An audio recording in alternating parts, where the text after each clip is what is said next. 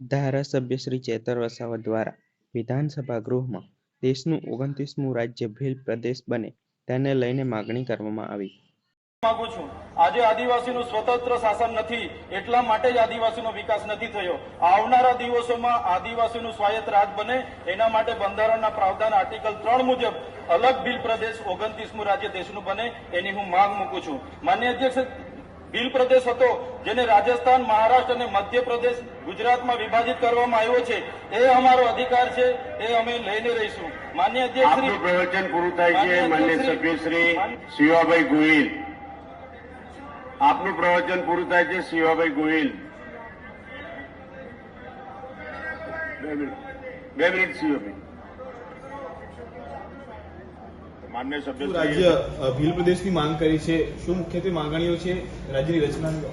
આજે રાજ્યપાલશ્રીના સંબોધન અને માન્ય સભ્ય શ્રી ગણપતસિંહજી વસાવાએ જે પ્રસ્તાવ રજૂ કર્યો છે એમાં મારા વિચારોમાં અમે વાત કરી કે આપણે અમારા સંવિધાન, અમારા સ્વાભિમાનની એમણે વાત કરી હતી, પણ દેશ આઝાદ થયા અને 77 વર્ષ થયા છતાં આજે પણ સંવિધાનના આર્ટિકલ 244(1) અંતર્ગત અનુસૂચિત 5 અનુસૂચિત આદિજાતિઓના વહીવટ અને નિયંત્રણ માટેની જે જોગવાઈ છે એનો આજ દિન સુધી અમલવારી નથી થઈ. એની અમે માંગ કરી છે. સાથે સાથે પેશા એક્ટ 1996 જેની પણ ચુસ્ત અમલવારી નથી થઈ.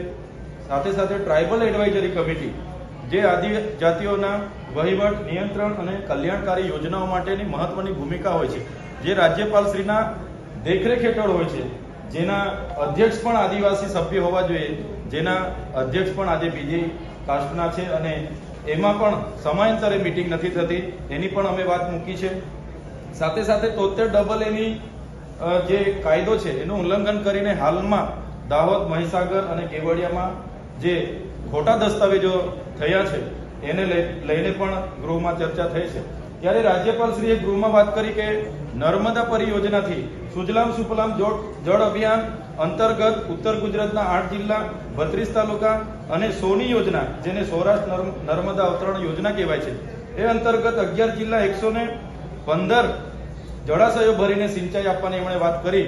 પણ રાજ્યપાલશ્રીના સંબોધનમાં એ નર્મદા પરિયોજનામાં જેમની જમીનો ગઈ છે, જેઓ પોતાની સંસ્કૃતિ, પ્રકૃતિ, સમાજ સાથે છીનભીન થઈ ગયા છે, એ લોકો વળતરમાં આજે પણ એ આંદોલન કરી રહ્યા છે, પણ જેમને રાજ્યપાલશ્રીના સંબોધનમાં એક લીટીનું પણ સંબોધન મળ્યું નથી, જેનું અમે દુઃખ વ્યક્ત કરીએ છીએ. જે સમાજે દેશના વિકાસ માટે, દેશના આઝાદી માટે આટલું બધું યોગદાન આપ્યું હોય, દેશના વિકાસમાં જ્યારે નર્મદા પરિયોજનાની વાત હોય, કડાણા હોય, ઉકાઈ હોય, કરજણ હોય કે પાનમ હોય, કાકરાપાડ હોય કે જીઆઈડીસી હોય, જીએમડીસી હોય કે લિગ્નાઇટની ખાણો હોય, યુરેનિયમની હોય, બ્લેકસ્ટોનની ખાણો હોય કે રેતીની ખાણો હોય, આટલું મોટું અમારા સમાજે પોતાની જમીનો આપીને યોગદાન આપ્યું છે, છતાં અમે નહેરોમાં પાણી જતું જોઈ શકીએ છીએ, ડેમોમાં પાણી જોઈ શકીએ છીએ, પણ લઈ નથી શકતા. ત્યારે આજે ગૃહમાં જે રાજ્યપાલશ્રીએ સંબોધન કર્યું, એમણે કીધું કે 500 કિલોમીટર સૌરાષ્ટ્ર અને કચ્છ સુધી પાણી પહોંચાડવામાં આવશે અને આખા રાજ્યને લીલુંછમ કરવામાં આવશે. ત્યારે જે લોકો પાણી જોઈશે એમને ક્યારે આપવાના? તમે 500 કિલોમીટર લઈ જાઓ, અમને વાંધો નથી, પણ 50 કિલોમીટર આદિવાસીઓને આજ દિન સુધી પાણી આપવામાં નથી આવ્યું, જે અમારા માટે દુઃખની બાબત છે. આજે પણ અમારે શિક્ષણમાં, શાળાઓ માટે આંદોલન કરવા પડે, શિક્ષકો માટે આંદોલનો કરવા પડે, આરોગ્યમાં ડોક્ટરો માટે આંદોલન કરવા પડે, સાધનો માટે આંદોલનો કરવા પડે. તુરખેડા જેવા વિસ્તારોમાં રોડ ન હોવાથી મહિલાઓ પ્રસૂતિથી પીડાઈને મરી જાય, રોડ માટે અમારે આંદોલન કરવા પડે, રોજગારી માટે આંદોલનો કરવા પડે, સિંચાઈના પાણી માટે આંદોલનો કરવા પડે. એટલે હવે અમે ગૃહમાં પણ મેં કીધું કે હવે અમે આવેદન, નિવેદન, જિંદાબાદ, મુર્દાબાદ, લડેંગે જીતેંગે કરવા માંગતા નથી. અમને આદિવાસીઓને 29મું સ્વાયત્ત રાજ આપવામાં આવે એવી અમે ગૃહમાં માંગ કરી છે.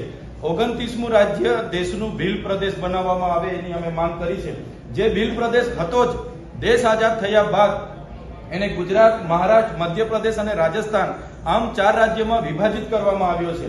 ત્યારે આજે પણ અમે લોકો બોર્ડર લેસ થઈને અમારી રીત રિવાજો, અમારી સંસ્કૃતિ, અમારી પરંપરા, અમારી રૂઢિ પ્રથાઓ, અમારી બોલી, ભાષા, અમારા નાચગાન, અમારી જન્મ, લગ્ન અને મરણની વિધિઓ આજે પણ અમારી સરખી છે. આજે પણ અમે બોર્ડર લેસ થઈને 4 રાજ્યોના લોકો રોટી બેટીનો વ્યવહાર કરીએ છીએ. એટલે સંવિધાનમાં આર્ટિકલ 3 અંતર્ગત ભાષા આધારિત નવા રાજ્યની જોગવાઈ છે જ, તો આવનારા દિવસોમાં દેશનું 29મું રાજ્ય ભીલ પ્રદેશ બને એની માંગ અમે ગૃહમાં કરી છે. એની રાજધાની કેવડિયા ખાતે બનાવવામાં આવે એવી માંગ કરી છે. જો આદિવાસી સમાજ આટલો બધો રેવન્યુ જનરેટ કરતો હોય અને અમારે ભીખ માંગવું પડે એ અમને ક્યારેય પોસાય નહીં. એટલા માટે દેશનું 29મું આદિવાસી સ્વાયત્ત આબાદિત રાજ્ય બને અને એનું ભીલ પ્રદેશ નામ આપવામાં આવે એ માંગ અમે આજે ગૃહમાં કરી છે.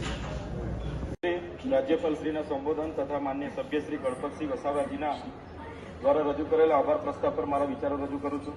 માન્ય અધ્યક્ષ શ્રી રાજ્યપાલશ્રીએ પોતાના સંબોધનની શરૂઆત અમારા સંવિધાન અમારા સ્વાભિમાનથી કરી હતી. માન્ય અધ્યક્ષ શ્રી, આજે સંવિધાનની વાત થતી હોય પણ આઝાદીના 77 વર્ષ પછી પણ અનુસૂચિત વિસ્તારો અને અનુસૂચિત આદિજાતિઓના વહીવટ અને નિયંત્રણ માટે સંવિધાનમાં આર્ટિકલ 244(1) અંતર્ગત 5મી અનુસૂચિની જોગવાઈ કરવામાં આવી છે. છતાં ગુજરાતમાં આજ દિન સુધી 5મી અનુસૂચિની અમલવારી નથી થઈ.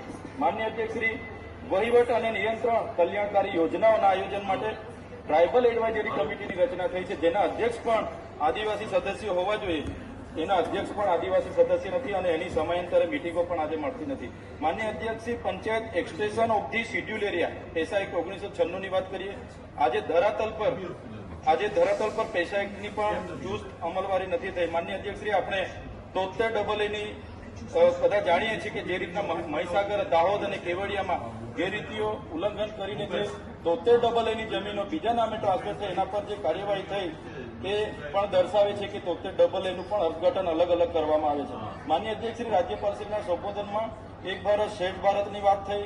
સાથે સાથે નર્મદા પરિયોજનાથી જે વાતો કરવામાં આવી કે નર્મદા ડેમના પાણી સુજલામ સુફલામ જળ અભિયાન યોજના અંતર્ગત ઉત્તર ગુજરાતના 8 જિલ્લાના 32 તાલુકાઓને સિંચાઈના નર્મદાના પાણી પહોંચાડવાની તથા સૌરાષ્ટ્ર નર્મદા અવતરણ યોજના, જેને સોની યોજના કહીએ છીએ, એ અંતર્ગત 11 જિલ્લાના 115 જળાશયોમાં પાણી ભરીને સિંચાઈની પાણી પૂરું પાડવાની જે વાત કરી છે. માન્ય અધ્યક્ષશ્રી, આ નર્મદાના વિસ્થાપિતો આજે પણ પોતાના વળતર માટે ઉપવાસ આંદોલન કરે છે. એના માટે એક પણ લીટી કે એક પણ શબ્દનો આ સંબોધનમાં ઉલ્લેખ કરવામાં નથી આવ્યો, જે દુઃખની બાબત છે. જે લોકોએ માન્ય અધ્યક્ષશ્રી જમીનો આપી છે, દેશના આઝાદીમાં એટલું બધું યોગદાન છે, દેશના વિકાસમાં એટલું બધું યોગદાન છે, એ વિસ્તારોમાં માન્ય અધ્યક્ષશ્રી આજે પણ આઝાદીના 78 વર્ષ પછી આજે અમારા જેવા ધારાસભ્ય શિક્ષકો માટે આંદોલનો કરવા પડે, શાળાઓ માટે આંદોલનો કરવા પડે, સિંચાઈના અને પીવાના પાણી માટે આંદોલનો કરવા પડે, રોડ રસ્તા માટે આંદોલનો કરવા પડે, તો ક્યાર સુધી અમે લડેંગે જીતેંગે, જિંદાબાદ મુર્દાબાદ, ક્યાં સુધી અમે આંદોલન નિવેદન કરીશું? એટલે માન્ય અધ્યક્ષશ્રી, આપના માધ્યમથી હું કહેવા માંગુ છું, આજે આદિવાસીનું સ્વતંત્ર શાસન નથી એટલા માટે જ આદિવાસીનો વિકાસ નથી થયો.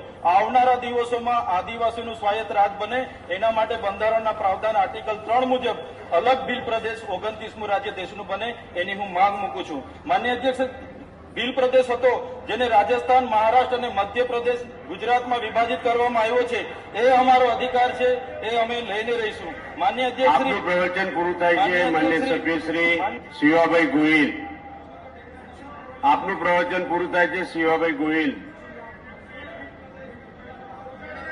2 મિનિટ શિવાભાઈ. માન્ય સભ્યશ્રીએ છોટાઉદેપુર જિલ્લાના તમામ સમાચાર માટે આપનું છોટાઉદેપુર યુટ્યુબ ચેનલને સબસ્ક્રાઇબ કરી બેલ આઇકન દબાવશો.